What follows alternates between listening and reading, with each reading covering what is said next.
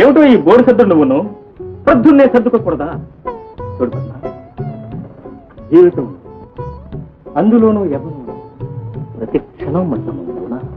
చూడండి, రాత్రిలో ఇంకా 3 సవాలు పొద్దుంది, ఇంట్లో ఇంకా 7 సేర్ల మల్లె పువ్వులున్నాయి, ఒంట్లో ఇంకా 30 ఏళ్ల యవ్వనం ఉంది, కట్టుకున్న భార్య కనుక జీవితాంతం పక్కనే ఉంటుంది. ఆలస్యమైన పర్వాలేదు, తగ్గండి. తగ్గుతాము, కానీ సరిగ్గా ఎలాంటి సమయాల్లోనే. పాపం మహానుభావుడు ఉమర్ ఖయాం గారు ఏమన్నారో తెలుసా? తెలీదు. భర్త గారు రేపు ప్రొద్దున ఊరు వెళ్తూ ఉంటే భార్య ఇవాళ రాత్రి పెట్టి సర్దొద్దని మాత్రం చెప్పలేదు. అవును, నువ్వు ఇలా తెల్లవారులు ఈ పెట్టె సర్దుతూనే ఉంటే నన్ను గుడ్లు అప్పగించి చూస్తూ కూర్చున్నాడు కదా. అబ్బబ్బా, ఇలా ప్రతిదానికి అడ్డం వస్తే నిజంగానే తెల్లవారిపోతుంది. మీరు మహా ఉంటే 2 రోజులుగా 2 జతలు చాలుగా. ఏమో మరి, ఎందుకో తెలియదు గాని ఈ అందాల చందమామ గారు నన్ను తెగలరి పెట్టేస్తారు. తీసుకువెళ్ళిన సామాన్లు జాగ్రత్తగా తీసుకురండి. ఏమిటో ఇవాళ ఈ చల్లటి పిల్లగాలి నా ఒళ్ళంతా పులకింపచేస్తుంది. అబ్బబ్బబ్బబ్బా, మీ గొడవలో టవల్ పెట్టడం మర్చిపోయాను. ఈ టవల్ చూద్ద పట్టు, ఈ చల్లని ఆపలేదు.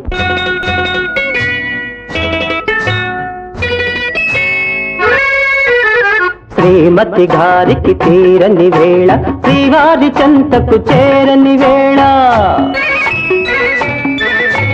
శ్రీమతి గారికి తీరని వేళ, శ్రీవారి చెంతకు చేరని వేళ.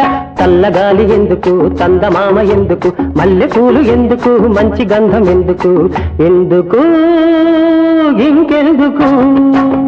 శ్రీమతి గారికి తీరని వేళ, శ్రీవారికెందుకు ఈ గోళ? శ్రీమతి గారికి తీరని వేళ, శ్రీవారికెందుకు ఈ గోళ? చల్లగాలి చెప్పవే, చందమామ చెప్పవే, మల్లె తావి చెప్పవే, మంచి మాట చెప్పవే, చెప్పవే చెప్పవే.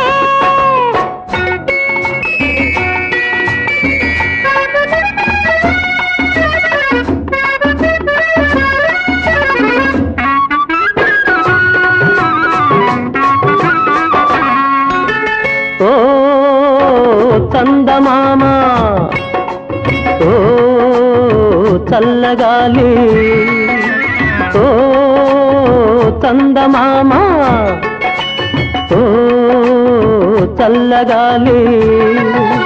నా పైన మీరైనా చూపాలి జాలి, నా పైన మీరైనా చూపాలి జాలి. బెట్టు చేసే అమ్మగారిని, బెట్టు చేసే అమ్మగారిని గుట్టుగా నా చెంత చేర్చాలి, మీరే చెంత చేర్చాలి. శ్రీమతి గారికి తీరని వేళ, శ్రీవారికెందుకు ఈ గోళ? చల్లగాలి చెప్పవే, చందమామ చెప్పవే, మల్లె తావి చెప్పవే, మంచి మాట చెప్పవే, చెప్పవే చెప్పవే.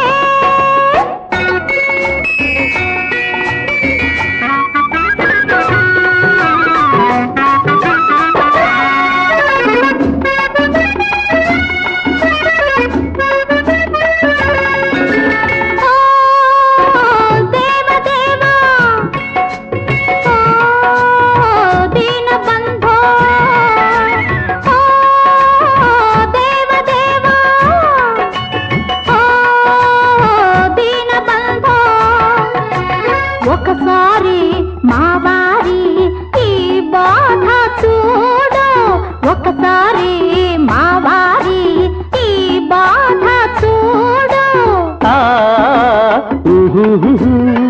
అలకలోనే అలసిపోతే, అలకలోనే అలసిపోతే, ఇంతనే నవ్విపోయేను, ఎంతో చిన్నబోయేను.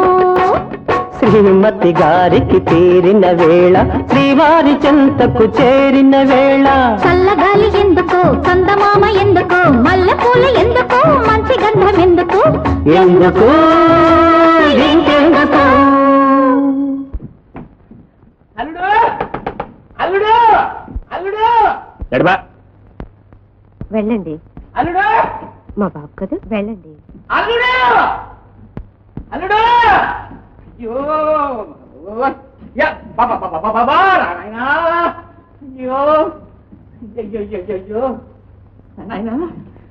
అయ్యో నమస్కారం తర్వాత నాయన నీకేం పూల రంగడం పల్స రేటు 5 అంకెకి పెరిగిపోయింది. నాడులు గాలి పడకలేక తేలిపోతున్నాయి నాయన. అది ఎప్పుడు ఉండేదేగా అసలు విషయం అంటే చెప్పు.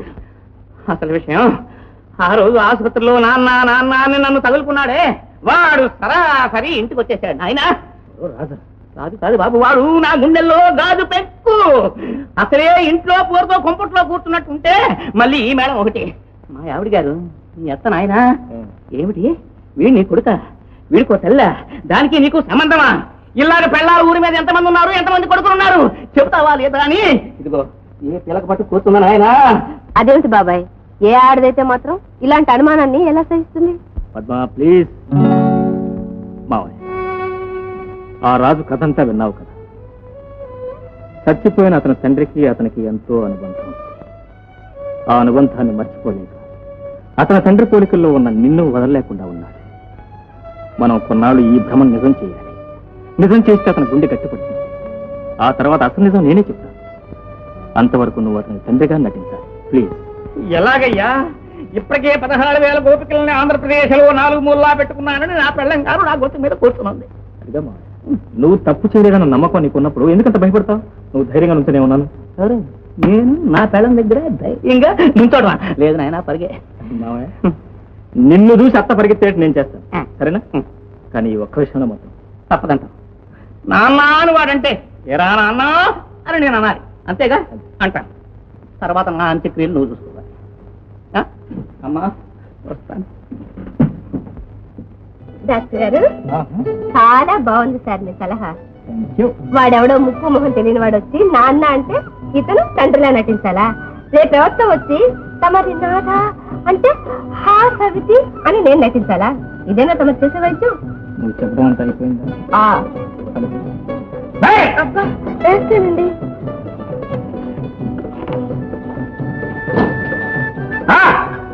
పను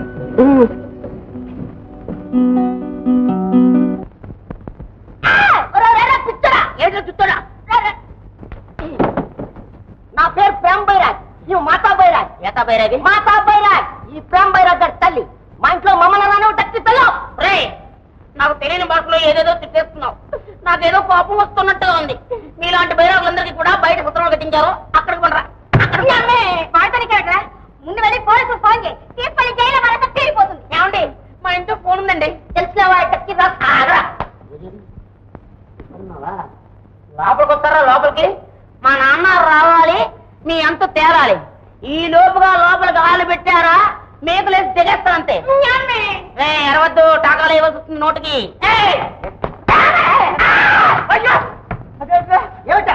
వాడెవడో తీసుకొచ్చి మా మీద ఉసుకొలిపి మమ్మల్ని ఇంట్లో వచ్చి బయటకు కట్టిస్తావా? నాన్నారు మీరు లోపల రండి అన్నారు. మీకు అసలే ఒంట్లో ఏమీ బాగోలేదు. మీరు ఇక్కడ కూర్చోండి అన్నారు. కూర్చోండి, వాళ్ళ సంగతి నేను తెలుసు. ఏమండి, మమ్మల్ని బయట నిలబెట్టి ఇలా చేస్తారా? అసలు మీరు మనుషులేనా? నాన్నారు మీరు అనవలసిన మాట నేను అనేశాను. నన్ను క్షమించండి అన్నారు. నేను నిద్రపోండి అన్నారు. రామాలాలి నాన్నకు నిద్ర రావాలి, కృష్ణాలాలి నాకు నిద్ర రావాలి. బాబు చూడండి, వెళ్ళేది పల్లెటూరు, పెద్ద దర్జాగా కనిపించాలని సూట్లు బుట్లు వేసి తిరగండి, బాగుండదు. వేసుకో, ఒట్టి తుండుకుంటే కట్టు తిరుగుతా. అది కాదండి, అందరూ ఒకలా ఉండి మీరు మాత్రం మేరుగా ఉంటే దిష్టి తగ్గుతుంది. ఆ తర్వాత నీళ్లు కాచి తాగండి, ఉత్తి నీళ్లు తాగొద్దు. నీళ్లే తాగను. చూడండి, రాక రాక పల్లెటూరు వచ్చాం కదా అని చెట్లు చావలెక్కకండి. ఎక్కను, కూర్చున్న వాళ్ళని కూర్చున్నట్టు దగ్గర నుంచి తీసుకొచ్చి మాట ఒక టైం అవుతుంటే నేను చిన్నపిల్లలు అనుకున్నాను, పళ్ళు పిల్లలు అనుకున్నాను. సరే బాబుని నేను చిన్నపిల్లలు అనుకున్నారా? చూసుకోగలను.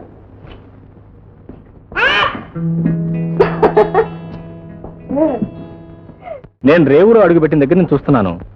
ప్రతివాడు నా వంక చూసి అదోలా అయిపోవటం, ఏదో దెయ్యాన్నో భూతాన్నో చూసినట్టు కొయ్యి పారిపోవటం. ఏమిటిదంతా? I'm really surprise. అదంతా ఒక కథలే బాబు. అచ్చన్ నీలాగే ఒక అబ్బాయి ఉండేవాడు ఇక్కడ. అతను ఇప్పుడు ఎందుకులే బాబు అవన్నీ. నువ్వు ముందు స్నానం చేయాల్సిపోయి ఉంటారా?